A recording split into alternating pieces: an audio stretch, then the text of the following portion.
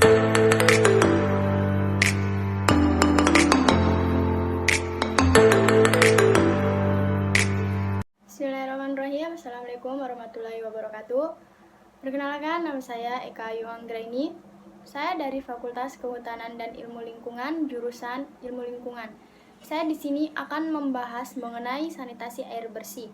Di sini saya mempunyai 6 rumusan masalah mengenai sanitasi air bersih yang akan saya bahas satu persatu. Di mana rumusan masalah yang pertama yaitu, apa yang dimaksud dengan sanitasi air bersih?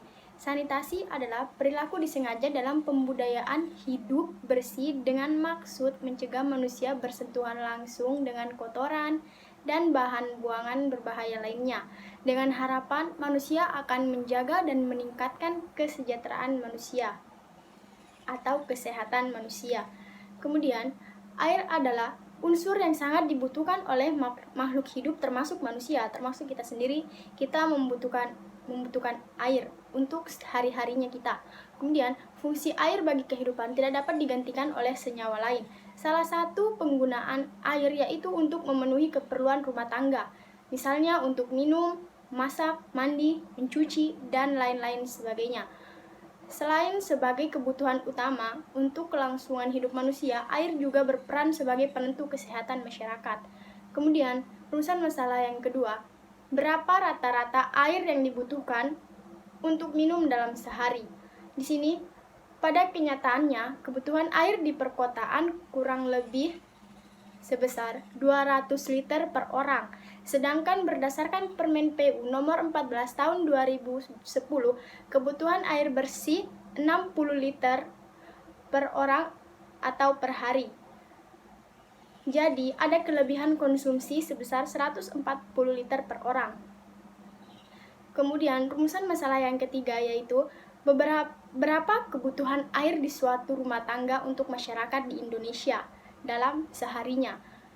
Di sini, pemakaian air rata-rata rumah tangga di perkotaan di Indonesia untuk golongan ekonomi menengah ke bawah adalah 169 liter per orang atau per hari. Sedangkan untuk golongan ekonomi menengah ke atas sekitar 247 liter per orang atau per hari. Kemudian kita masuk pada rumusan masalah yang keempat, di mana di sini perbedaan antara Permenkes nomor 907 tahun 2002 dan Permenkes nomor 416, di mana yang pertama yaitu Permenkes nomor 416 tahun 1990 tentang syarat-syarat dan pengawasan kualitas air, yang berbunyi, air didefinisikan sebagai air yang kualitasnya memenuhi kesehatan dan dapat langsung diminum.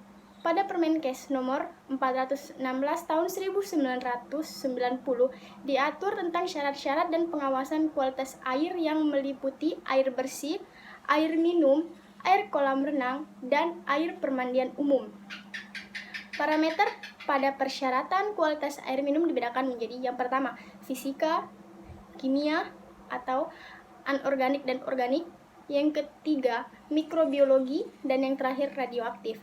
Kemudian, Permenkes nomor 907 tahun 2002 tentang syarat-syarat pengawasan kualitas air minum, di mana air minum didefinisikan sebagai air yang melalui proses pengelolaan atau proses pengelolaan yang memenuhi syarat kesehatan dan dapat langsung diminum. Selain tentang kualitas air minum, pada Permenkes nomor 907 tahun 2002 juga dilengkapi dengan cara-cara pelaksanaan kualitas air minum dan pengawasan intelektual kualitas air oleh pengelolaan air minum. Parameter pada persyaratan kualitas air dibedakan menjadi yang pertama, bakteriologis, yang kedua kimia, kemudian bahan kimia dibedakan lagi, ada beberapa, yaitu yang pertama, bahan organik yang memiliki pengaruh langsung terhadap kesehatan, kemudian bahan organik yang kemungkinan menimbulkan keluhan pada konsumen, kemudian bahan anorganik yang memiliki pengaruh langsung terhadap kesehatan, dan yang terakhir, bahan anorganik yang kemungkinan menimbulkan keluhan pada konsumen. Poin 3, radioaktivitas. 4, fisik. Kemudian, rumusan masalah yang kelima yaitu jelaskan masing-masing penyakit yang pertama waterborne disease, watershed disease, water-based disease, dan water-related infection mechanism. Dan bagaimana sih penyakit dan dampaknya terhadap kesehatan, kemudian bagaimana cara menularnya. Kemudian yang di sini yang pertama ada waterborne disease, yaitu penyakit yang ditularkan langsung melalui air. Penyakit ini melibatkan air dalam proses minum, di mana air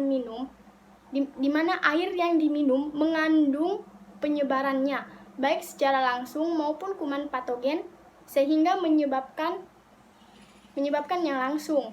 Kemudian, adapun penyakit yang disebabkan oleh waterborne disease yaitu yang pertama kolera. Penyakit kolera yaitu bakteri ini masuk ke dalam tubuh seseorang melalui makanan atau minuman yang sudah terkontaminasi. Bakteri tersebut mengeluarkan racunnya pada saluran usus sehingga terjadilah diare disertai muntah yang akut hebat. Akibatnya, seseorang dalam waktu hanya beberapa hari kehilangan banyak cairan tubuh dan masuk pada kondisi dehidrasi. Kemudian yang kedua ada tifoid.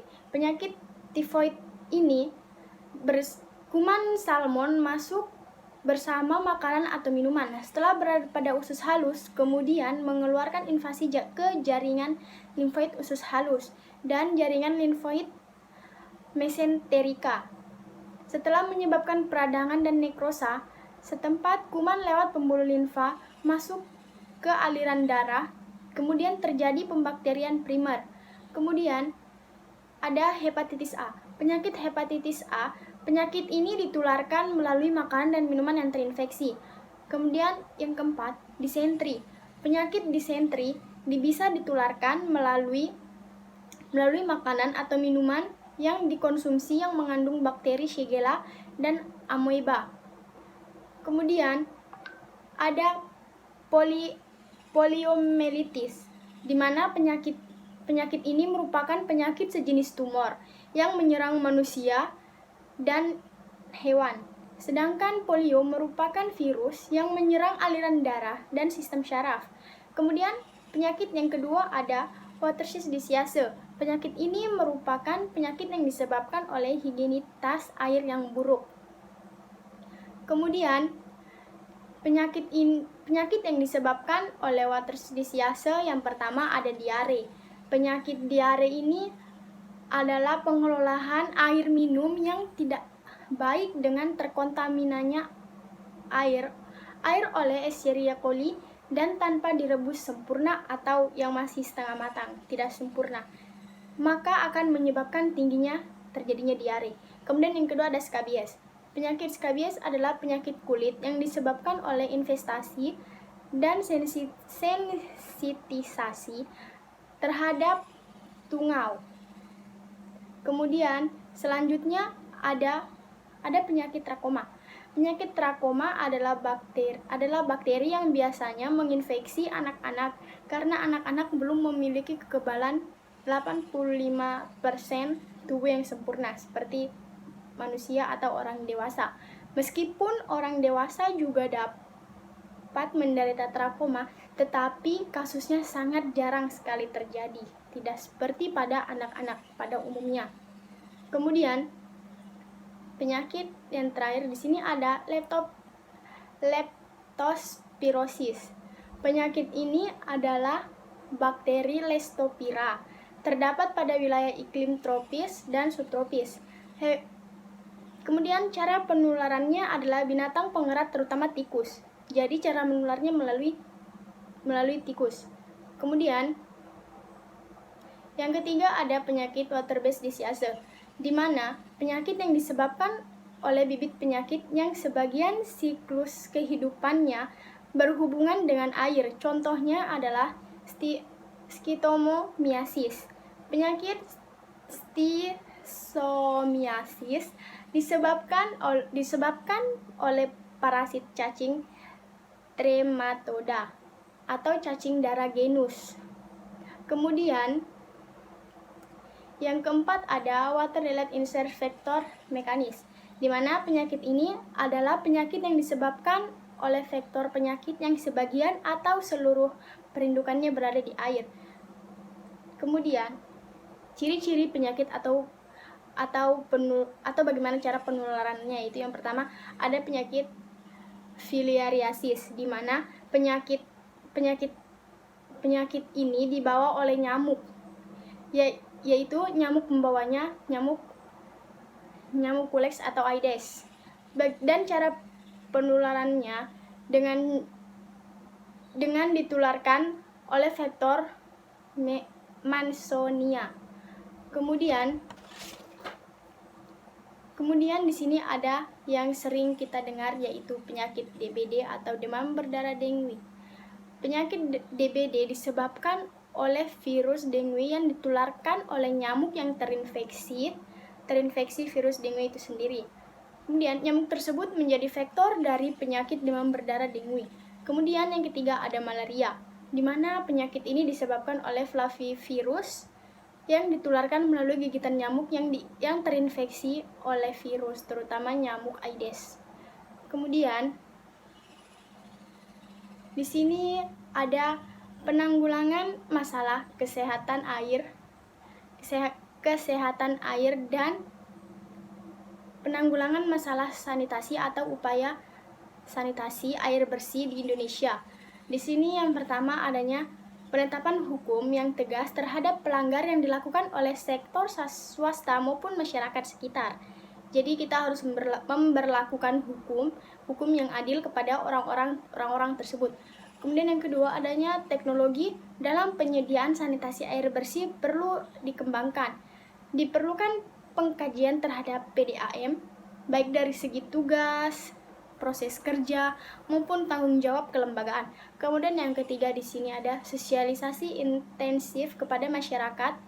Masyarakat pun mengambil peran yang sangat penting. Kemudian yang keempat di sini ada menanamkan gagasan pentingnya air bersih sejak dini. Kemudian yang terakhir melakukan pertolongan alternatif dengan sekedar air bersih. Ya, itulah tadi materi yang saya sampaikan. Di sini sedikit saya akan menyimpulkan apa itu sanitasi air bersih. Sanitasi adalah upaya kesehatan dengan cara memelihara dan melindungi kebersihan lingkungan dari subjeknya. Kemudian misalnya menyediakan air bersih untuk keperluan mencuci tangan dan menyediakan bak sampah agar tidak terjadinya pembuangan sampah sembarangan. Upaya sanitasi air dasar meliputi penyediaan air bersih untuk keperluan mencuci tangan, rumah tangga, konsumsi, dan bahkan lain-lain sebagainya. Kemudian, sanitasi yang buruk, kurangnya kebersihan diri dan lingkungan yang buruk berkaitan dengan penularan beberapa penyakit seperti diare, kolera, tipoid, paratipoid, disentri, penyakit cacing tambang, hepatitis A dan E, bahkan penyakit kulit, trakoma, dan masih banyak lainnya. Mungkin hanya itu yang dapat saya simpulkan, dan hanya itu materi yang dapat saya sampaikan. Kurang dan lebihnya mohon dimaafkan. Wabillahi taufiq wal hidayah. Wassalamualaikum warahmatullahi wabarakatuh.